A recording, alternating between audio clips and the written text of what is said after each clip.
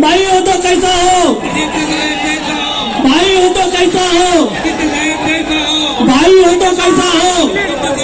सोबत राहा, असंच प्रेम असू दे.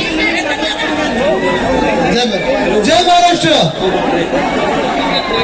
मी ताईंना सांगत होतो की ताईंसाठी जेव्हा मी म्हणजे आता माझ्या हातात काही तिकीट वगैरे नाहीये, पण उद्धव साहेब जेव्हा सांगतील आणि मला ताईंसाठी ते यायला लागेल, मला वाटतं पूर्ण एक दिवस इथे तुमच्यासाठी खास यायला लागणार आहे.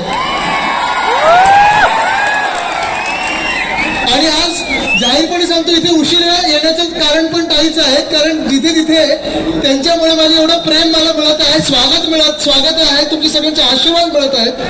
खरोखर आज माझ्याकडे शब्द नाही.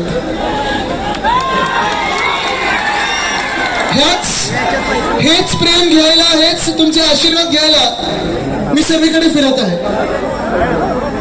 खरं तर कालच दहीहंडी होऊन गेली. मी प्रेसला विनंती करतो, थोडं आपण खालते, थोडंसं खालते, पण त्यांना पण शॉट घ्यायचे, तुम्ही पण थोडं सहन करून घ्या प्लीज. सॉरी. मी कालच दहीहंडी होऊन गेली आणि काल महाराष्ट्रातल्या तात्पुरतं मुख्यमंत्र्यांनी सांगितलेलं आहे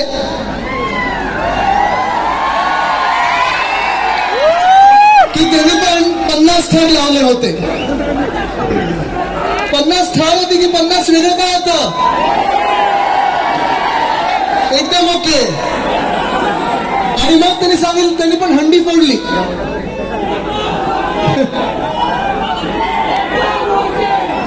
त्यांनी पण हंडी फोडली. मी आज जे गद्दार त्यांच्या बरोबर गेलेले आहेत त्यांना विचारू इच्छितो की हंडी फोडली त्यांनी, मलाई खाल्ली त्यांनी, मिळालं तुम्हाला काय? हातात काय आलं? काही मिळालं का? नाही मिळालं. प्रत्येकाला सांगून बसलेले की तुम्हाला मंत्री करतो, तुम्हाला मंत्री करतो, तुम्हाला मंत्री करतो. पण जे गद्दार तिथे गेले, ज्यांना वाटत होतं मंत्री होतील, चांगली खाती मिळतील, काय मिळालं त्यांना? ते कपिल शर्माचा मध्ये शो होता ना, बाबाजी का ठुल्लू.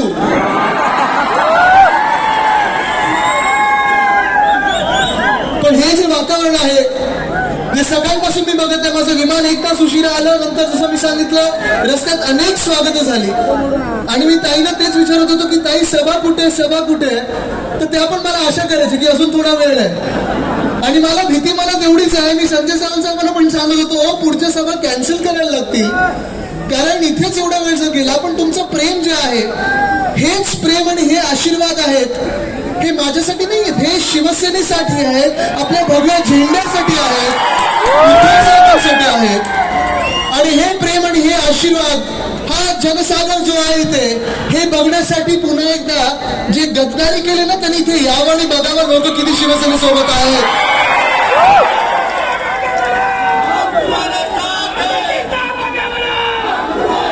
पण आज जे इथे तरुण लोक उभे आहेत, जे तरुण माझे मित्र आहेत, ज्या इथे ज्येष्ठ नागरिक बसलेले आहेत, ज्या इथे माझ्या मावशी बसलेल्या आहेत, मी तुम्हाला आज विचारू इच्छितो की गेल्या 2 महिन्यामध्ये जे काही हा महाराष्ट्रामध्ये घाणेरडं राजकारण झालेलं आहे, ते तुम्हाला पटणारं आहे का? पटणार आहे? आज आरो तात्या साहेब असते तर त्यांना पटलं असतं? हा विचार आपणच करणं गरजेचं आहे. कारण गद्दारी करणं हे फार सोपं होतं, आमिषाला बळी पडणं हे फार सोपं होतं. तुम्ही आता काही मध्ये ओरडत होते ना, 50 खोके, ह्याला बळी पडणं फार सोपं होतं. पण तरी देखील एका पक्षाबरोबर एकनिष्ठ राहणं हे म्हटलं तर सोपं असतं, म्हटलं तर कठीण असतं. कारण आज जो आपण काळ बघतोय, तो जरी कठीण काळ असला तरी मला ही खात्री पटलेली आहे, जेव्हा जेव्हा मी फिरत आहे या महाराष्ट्रामध्ये, जिथे जिथे जात आहे, उद्याचा काळ, येणारं भविष्य हे शिवसेनेचंच असणार, ही मला आज खात्री पटलेली आहे. अनेक ठिकाणी जसं मी सांगितलं मला प्रेम मिळत आहे. आज पण येताना काही आपलं स्वागत काँग्रेसने केलं, राष्ट्रवादी काँग्रेसने केलं, तिकडचे सगळे स्थानिक नागरिक असतील, दुकानदार असतील, शाळकरी मुलं मुली असतील, हे सगळे आपले स्वागत करतात. खरं एक दोन स्वागत तो मोठा हार तर मी घेतलाच नाही, कारण ते माझ्या मनाला पटलं नाही. आता आपल्याकडे विदर्भात असेल, मराठवाड्यात असेल, अतिवृष्टी झालेली आहे, शेतकरी हैराण आहे, शेतकरी त्रस्त आहे, तरी देखील आपण हार तुरी घेणे मला पटलं नाही, म्हणून मी त्यांचा घेतला नाही हार. मी आपली माफी मागतो. पण हे जे तुमचं प्रेम आहे, मला आनंद ह्या गोष्टीचा आहे की गेल्या 2.5 वर्षात आपल्या हातून एवढी चांगली कामं झालेली आहेत, महाराष्ट्राला पुढे नेण्याचं असं काम झालेलं आहे की अनेक ठिकाणी मला स्थानिक नागरिक सांगतात येऊन, साहेब चिंता करू नका, आम्ही तुमच्या सोबत आहोत, आम्ही उद्धव साहेबांसोबत आहोत. पण दुःख ह्या गोष्टीचं होतं. जरा इथे शांत राहा. मी सगळ्यांना भेटणार, इथे पण फोटो काढीन. मला दुःख ह्या गोष्टीचं होतं की जे 40 गद्दार एका काळी आपल्यात होते, ज्या लोकांना आपण प्रेम दिलं, उद्धव साहेबांनी तुम्ही आशीर्वाद दिलेत, मतदान त्यांच्यासाठी केलं, त्यांच्यासाठी मेहनत घेतली, प्रचार केला की नाही केला, मतदान केलं की नाही केलं, दिवस रात्र मेहनत घेतली की नाही घेतली, हे सगळं करून ज्याला आपण आपलं समजलं त्यांनीच आपल्या पाठीत खंजीर खुपसला. आणि जे आपल्या सोबत 9 ते 25 वर्ष ज्यांना आपण महाराष्ट्रासाठी एकत्र घेतलं, ते आज आपल्या सोबत आहेत. म्हणजे तुम्ही विचार करा कसं हे राजकारण असतं आणि कसं हे राजकारण बदलत जातं. आज मी तुम्हाला इथे विचारायला आलेलो आहे की जे काही राजकारण ह्या महाराष्ट्रामध्ये सुरू आहे, हे राजकारण शिवसेनेला मोडण्याचं राजकारण सुरू आहे. लिहून घ्या तुम्ही, ह्यांची जर एखादी सत्ता ह्या महाराष्ट्रात आली तर महाराष्ट्राचे 5 तुकडे पाडतील. आज आम्हाला एकटं पाडण्याचं राजकारण सुरू आहे. ठाकरे परिवाराला आणि शिवसेनेला एकटं पाडण्याचं राजकारण सुरू आहे. पण मी तर आज इथून सांगू इच्छितो की एकटं पाडणं शक्य नाही तुम्हाला, कारण माझा परिवार हा माझ्या समोर बसलेला आहे. गेली 5 दशकं शिवसेना ह्या प्रत्येक गावोगावी गेलेली आहे, प्रत्येक शहरात, प्रत्येक मनात, प्रत्येक हृदयात शिवसेना आहे, रक्तात शिवसेना आहे. ज्यांच्या रक्तात शिवसेना नव्हती ते निघून गेलेले आहेत, गद्दारी केलेली आहे. आज ज्यांच्या मनात शिवसेना आहे ती माझ्या समोर बसलेली, हा महाराष्ट्र माझ्या समोर बसलेला आहे. सरकार जाण्याचं दुःख नाही मला, सरकार गेल्याचं बिलकुल दुःख नाहीये. सरकार येता जाता पुन्हा येतं त्याचं दुःख नाही. तुम्ही सरकार शिवसेनेचं आणणार ही मला खात्री आहे. पण मला ह्या गोष्टीचं दुःख आहे की जो महाराष्ट्र आपण एकत्रितपणे पुढे नेत होतो, जो महाराष्ट्र आपण ज्याला ताकद देत होतो, गतिमान महाराष्ट्र करत होतो, प्रगतिशील महाराष्ट्र करत होतो, तो महाराष्ट्र हे मागे खेचण्याचा प्रयत्न करत आहे. गेल्या 2.5 वर्षात आपण बघितलं असेल या महाराष्ट्रामध्ये उद्धव साहेबांनी मुख्यमंत्री म्हणून जे काम केलेलं आहे, रोजगार उपलब्ध देण्याचं काम केलेलं आहे. 6.5 लाख कोटी एवढी गुंतवणूक आपल्या महाराष्ट्रात आणली, एवढे उद्योग आपल्या महाराष्ट्रात आणण्याचा प्रयत्न केला, शिक्षण पद्धती बदलण्याचा प्रयत्न केला. आरोग्य विभाग जर बघितलं तर कोविडच्या काळात आठवतं ना तुम्हाला, आपण सगळे कसे मास्क घालून फिरत होतो. कोविडच्या काळात आपला जीव जपण्याचा आणि वाचवण्याचा प्रयत्न उद्धव साहेबांनी केला. आणि ह्याचं कौतुक नुसतं महाराष्ट्राने नाही, नुसतं देशांनी नाही, तर जगात सगळीकडे झालेलं आहे. पण हेच कदाचित त्यांच्या पोटात दुखत असेल, कदाचित या गद्दारांच्या पोटात हेच दुखत असेल की उद्धव ठाकरे आणि आदित्य ठाकरे पुढे चाललेले आहेत, महाराष्ट्राला पुढे घेऊन चाललेले आहेत, एका राज्याला पुढे घेऊन चाललेले आहेत. महाराष्ट्र पुढे गेला तर इतरांचं कसं चालेल, आणि ह्याच्यात त्यांच्या पोटातलं दुखणं असेल. कदाचित हे त्यांच्या पोटातलं दुखणं असेल की आज आपण बघितलं असेल आपला मंत्रिमंडळाचा पहिला जो निर्णय होता, तो पहिला निर्णय शिवसेना आणि राष्ट्रवादी आणि काँग्रेस हे एकत्र आल्यानंतर जो पहिला निर्णय होता, तो आपल्या शिवरायांच्या, छत्रपती शिवरायांच्या रायगडाला आपण 600 कोटी देणं लागत होतो, ते आपण तिथे दिलं. हा आपला पहिला निर्णय होता. मी तुम्हाला अभिमानाने सांगू शकतो. आपल्या मंत्रिमंडळाने अनेक निर्णय घेतले. ह्या महाराष्ट्रात शेतकऱ्यांची कर्जमुक्ती केली. उद्धव साहेबांनी जे वचन दिलं ते पाळलं, ते करून दाखवलं. आणि जेव्हा ह्या गद्दारांनी सरकार पाडलं त्याच्या आधी आपण महिलांचा आवाज ऐकत होतो, तरुणांचा आवाज ऐकत होतो, शेतकऱ्यांचा आवाज हा बुलंद करत होतो, महाराष्ट्राला एकजूटपणे पुढे नेत होतो. आपला शेवटचा निर्णय जो होता मंत्रिमंडळाचा सरकार पडायच्या आधी, तो औरंगाबादचं नाव संभाजीनगर केलं, आपण उस्मानाबादचं नाव धाराशिव केलं. पण मी तुम्हाला अभिमानाने सांगू शकतो, मी तिथे गेल्यानंतर तिकडच्या प्रत्येक समाजातल्या आणि प्रत्येक धर्माच्या माणसांनी त्याचं स्वागत केलं, या निर्णयाचं स्वागत केलं. आपलं हिंदुत्व हे वेगळं हिंदुत्व आहे. आपलं हिंदुत्व कुठच्याही धर्मांमध्ये वाद न लावणारं हिंदुत्व आहे. आपलं हिंदुत्व जातीपातीमध्ये वाद न लावणारं हिंदुत्व आहे. कुठेही धर्मामध्ये, प्रांतामध्ये, जातीमध्ये, समाजामध्ये कुठेही दंगल झाली नाही, वाद निर्माण नाही झाला. अशी आपली 2.5 वर्ष ह्या महाराष्ट्राची होती. एक सुवर्ण काळ महाराष्ट्राचा होता आणि कदाचित त्यांच्या पोटात हेच दुखत होतं की हे सुवर्ण काळ जर टिकले तर देशात काहीतरी वेगळं घडू शकतं आणि ते आता इथेच रोखणं गरजेचं आहे, इथेच मोडणं गरजेचं आहे. आणि म्हणून ही त्यांनी गद्दारी केलेली आहे. पण आज हे 40 गद्दार हे कसे फिरत आहेत सगळीकडे, काय काय सांगतात सगळीकडे जाऊन की आम्ही क्रांती केली, आम्ही बंड केला, आम्ही उठाव केला. बोलतात की नाही? हे खोटं बोलतायत. कारण बंड करायला, क्रांती करायला, उठाव करायला हिम्मत लागते, ताकद लागते, जिद्द लागते. हे डरपोक लोक होते, हे गद्दार होत आणि गद्दारच राहणार. गद्दारी करायला गेले कुठे? हे पहिले सुरतेला पळाले. सुरतेला गेले, तिथे 50 खोक्यांमधून काही झालं असेल अजून काही, पण तिथून पुढे गेले गुवाहाटीला. सुरतेमधले आपल्याकडे व्हिडिओ आले होते, हिलेडुले थोडे होते. तिथून पुढे गेले गुवाहाटीला.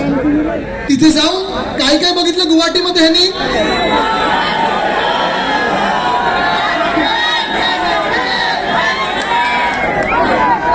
हे सर्व महाराष्ट्राने बघितलेलं की ह्या 40 लोकांनी आपली सर्वांची लाज कशी काढली.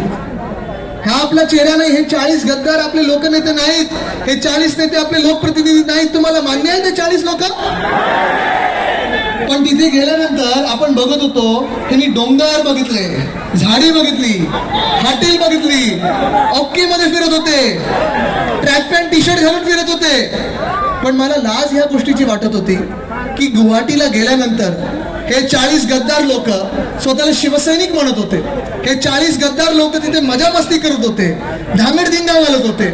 पण तिथे गेल्यानंतर ह्या 40 गद्दारांना आसाम मधला पूर नाही दिसला. ज्या मिनिटाला हे तिथे गेलेले, पळून गेले हे डरपोक 40 लोक, त्यावेळेला आपण बघितलं असेल 2 चित्र प्रेसच्या माध्यमातून आपल्या डोळ्यासमोर होते. 2 चित्र.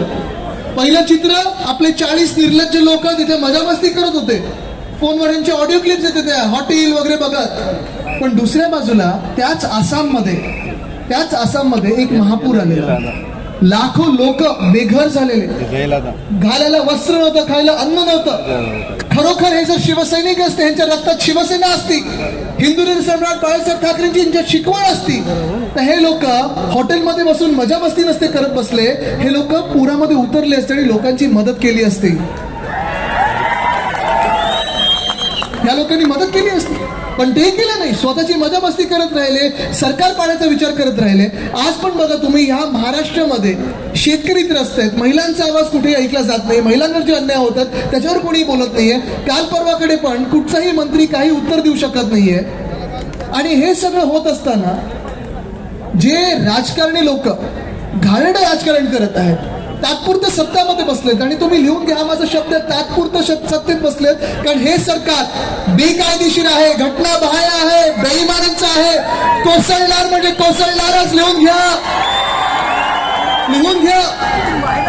पण ज्या मिनिटाला ते गुवाहाटीवर गोव्याला गेले, आपण चित्र काही बघितले असतील. कारण आज पण हे बोलतात लोक, आम्ही हिंदुत्वासाठी गेलो, आम्हाला फंड नाही मिळाला म्हणून गेलो, आमचं कोणी ऐकत नव्हतं म्हणून गेलो, असं केलं मी तसं केलं.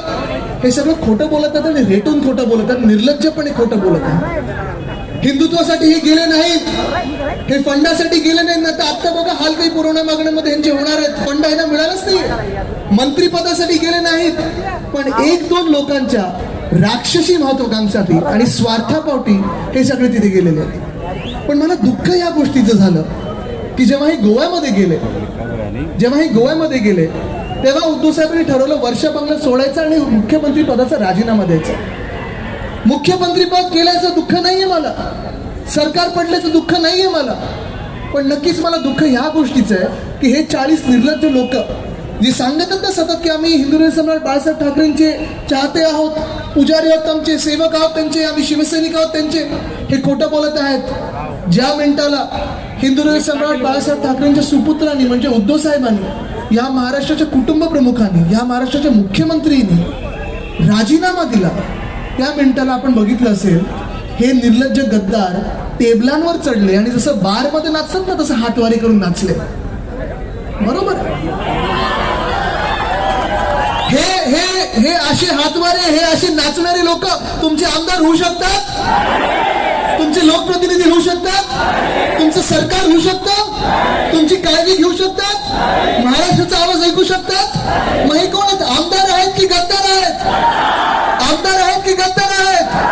आमदार आहेत की गद्दार आहेत? हा विचार तुम्ही करणं गरजेचं आहे. कारण ही गद्दारी त्यांनी नुसतं शिवसेनेशी नाही केलेली आहे. ही जी गद्दारी त्यांनी केलेली आहे ती फक्त शिवसेनेशी नाही केलेली, उद्धव साहेबांशी नाही केलेली आहे, फक्त आमच्या पाठीत खंजीर नाही खुपसलाय. ही गद्दारी त्यांनी माणुसकी सोबत केलेली आहे, माणुसकी सोबत केलेली आहे. नीट ऐकून घ्या मी जे काय बोलतोय. कदाचित टीव्हीवर जे ऐकत असतील त्यांना वाटत असेल मी परत बोलतोय, पण मी हे माझ्या मनातलं दुःख सांगतोय. आणि प्रत्येक महाराष्ट्रातल्या नागरिकाला जे सत्य आहे ते कळलं पाहिजे. आणि प्रत्येक गद्दाराच्या मतदारसंघात मी जाऊन सांगणार म्हणजे सांगणारच. कारण ही गद्दारी, ही वृत्ती तुम्ही लक्षात घ्या कशी आहे. हे 40 लोक, ह्यांचा राजकीय जन्म हा उद्धव साहेबांनी करून दिला, ह्यांची सामाजिक ओळख ही उद्धव साहेबांनी करून दिली. तिकीट आहे ना उद्धव साहेबांनी दिले, आपल्याच शिवसेनेने दिले. मेहनत तुम्ही सगळ्यांनी केली, प्रचार तुम्ही सगळ्यांनी केलात, जिंकून आणलं तुम्ही सगळ्यांनी, बरोबर ना? आणि हे सगळं झाल्यानंतर दिवाळीचा जो काळ होता, या मागच्या दिवाळीचा नोव्हेंबर डिसेंबर मध्ये, मला माहिती होतं उद्धव साहेबांचं ऑपरेशन होणार आहे.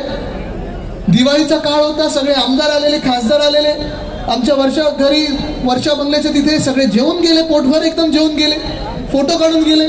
चेहऱ्यावर कुठेही काही वेगळं काही असं एक अशी रेगाटा पण नव्हता जेणेकरून असं आम्हाला कळेल की गद्दारी करते. म्हणजे किती निर्लज्ज होते बघा, किती मुखवटे घालून फिरत होते बघा. पण ज्या मिनिटाला उद्धव साहेबांचं ऑपरेशन ठरलं, माझं एक जागतिक पर्यावरणाची परिषद होती आणि तिथे परदेशी मला जायचं होतं. मी उद्धव साहेबांना विचारलं, मी म्हणलं साहेब मी जाऊ की नको, कारण तुमचं ऑपरेशन आहे, मी काय करू? मला एका महाराष्ट्राच्या वतीने जायचं, तिथे महाराष्ट्राच्या वतीने जायचं, तिथे जागतिक परिषद आहे, तिथे महाराष्ट्राचा आवाज बुलंद करायचा, आपलं जे काही म्हणणं आहे ते मांडायचं आहे, मी काय करू? आणि उद्धव साहेबांनी मला पटकन सांगितलं, आदित्य तू जायला पाहिजे. ऑपरेशन जरी माझं असलं तरी तू महाराष्ट्रासाठी चाललेला आहे, स्वतःसाठी नाही चाललाय, तुला जायला गरजेचं आणि जाणं गरजेचं, तू जा.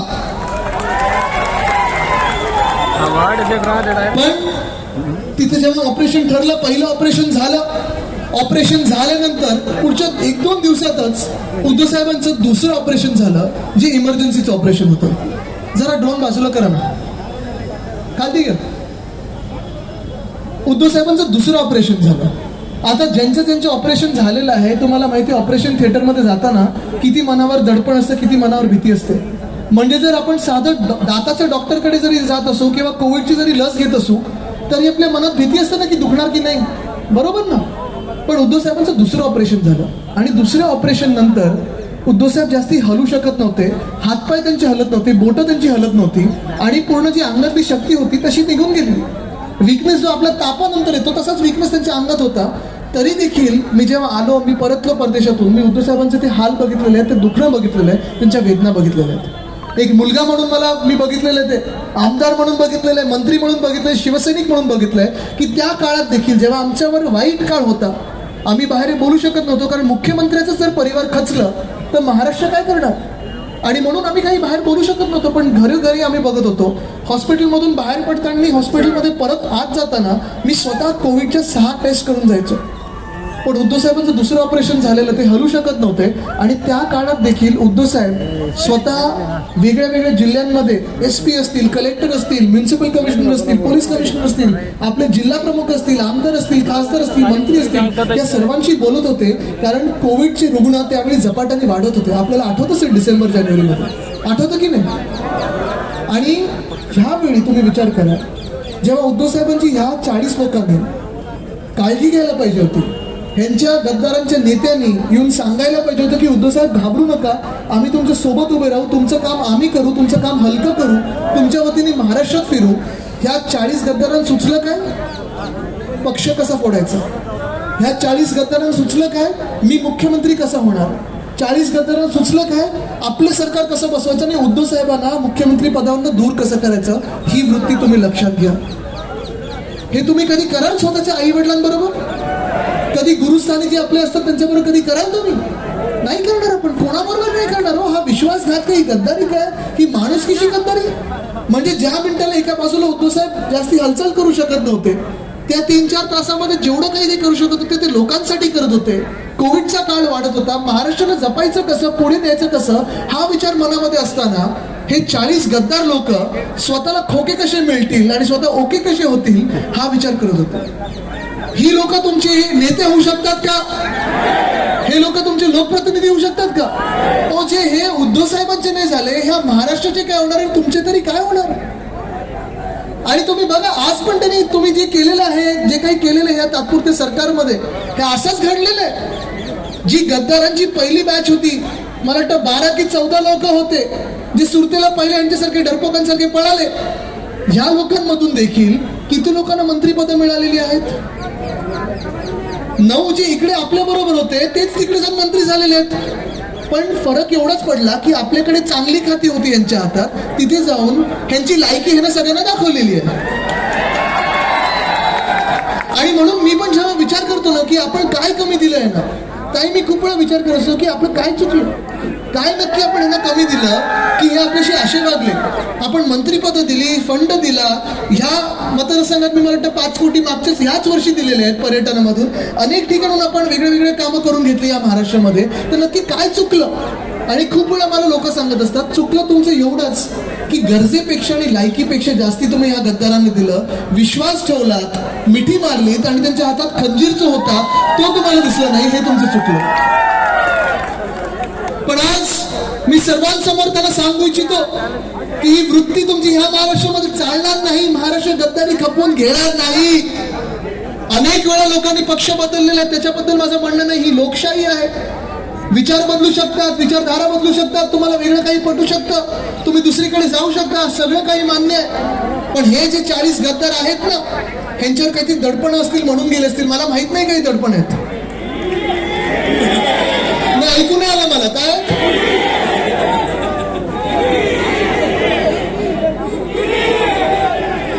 हे मला माहिती नाही, हे तुम्हाला माहिती आहे. मी त्यांना आज सांगू इच्छितो तुमच्यावर काही दडपण असू शकतात, काही तुम्हाला आमिष दिली असतील, मला काही प्रॉब्लेम नाही. तुम्ही आनंदात राहा, जिथे राहायचं तिथे, तुमचं लक लाभो, तुम्हाला सुखी राहा, माझं काही म्हणणं नाहीये. पण मी त्यांना एकच सांगू इच्छितो, तिथे जर राहायचं असेल, गद्दार म्हणून तिथे राहायचं असेल तर आनंदात राहा. पण त्याच्या आधी थोडी जर हिंमत उरली असेल, थोडी जर लाज उरली असेल तर आमदारकीचा राजीनामा द्या आणि निवडणुकीला सामोरे या. होऊन जात एकदा महाराष्ट्रामध्ये 40 ते 40 सीटांवर. बघूया कुठे जनता उभी आहे आणि जनता आपल्या सोबत राहणार. कारण आपल्या देशामध्ये सत्यमेव जयतेला महत्व आहे, सत्तामेव जयतेला नाही. आपल्या देशामध्ये हे गद्दार जरी विकाऊ असले तरी माझी जनता ही एकनिष्ठ आहे, प्रामाणिक आहे आणि त्यांना माहिती आहे खरं कोण बोलतंय आणि काम कोण करतंय. बरोबर ना? हेच मी सगळीकडे सांगतोय. मी प्रत्येकाच्या सीटमध्ये जाऊन सांगतोय की लाज उरली असेल, हिंमत उरली असेल तर आमदारकीचा आणि खासदारकीचा राजीनामा द्या आणि निवडणुकीला सामोरे या. काही काही लोक असे पण असू शकतात ज्यांना पश्चाताप झाला असेल. काही काही लोकांना हे पण वाटू शकत असेल की नाही आम्ही जे केलं ते चुकीचं केलं, आम्ही उद्धव साहेबांबरोबर गद्दारी करणं गरजेचं नव्हतं, आम्ही चुकलो, आम्ही माफ करा आम्हाला. मी त्यांना आज सांगू शकतो ज्यांना ज्यांना शिवसेनेत परत यायचं आहे त्यांच्यासाठी मातोश्रीचे दरवाजे सदैव खुले राहतील. पण आज हे जे काही वातावरण आहे या महाराष्ट्रामध्ये मी आज तुम्हाला विचारू इच्छितो, कारण हेच सगळीकडे वातावरण दिसत आहे, तुमचं प्रेमाचं आहे, आशीर्वादाचं आहे. सगळीकडून मला सगळे सांगतायत की आम्ही उद्धव साहेबांबरोबर आहोत. घरी जाऊन सांग. मी मराठवाड्यात होतो, तिथे मला एका वयस्कर मावशीने जवळ घेतलं आणि तिने सांगितलं बाळा उद्धव ठाकरेंना सांग माझा उद्धव माझा विश्वास. हा कुटुंब प्रमुख आपला आहे, प्रामाणिक आहे, उद्धव साहेबांच्या मागे उभं राहायचं आपल्याला. पण तुम्ही आज इथे आलात, मी तुमच्याकडे काही मागत नाही, मी तुमच्याकडे एकच गोष्ट मागायला आलोय. आज एक 32 वर्षाचा तरुण म्हणून मी तुम्हाला विचारतोय की आज हे काही महाराष्ट्रात जे चाललेलं आहे मोठा कट रचलेला गेला आहे. शिवसेनेला संपून टाकण्याचं कट आहे, आम्हाला एकटं पाडण्याचं कट आहे. तुम्ही आम्हाला एकटे पडू देणार का? तुम्ही सांभाळून घेणार ना? नक्की. तुमचं प्रेम आणि आशीर्वाद मला दोन्ही हात वरती करून घ्या, कारण हेच प्रेम आणि हेच आशीर्वाद मला पाहिजे. ह्याच प्रेमाच्या जोरावर आपण जगाला दाखवू की चांगल्या लोकांना राजकारणात स्थान असतं आणि सत्यमेव जयते आपल्या देशात मानलं जातं. धन्यवाद. जय हिंद, जय महाराष्ट्र, वंदे मातरम. आपल्या ट्रेन लाईव्ह न्यूजच्या लोकप्रिय चॅनलला लाईक करा, शेअर करा आणि हो सबस्क्राईब करून बेल आयकॉनवर क्लिक करायला विसरू नका.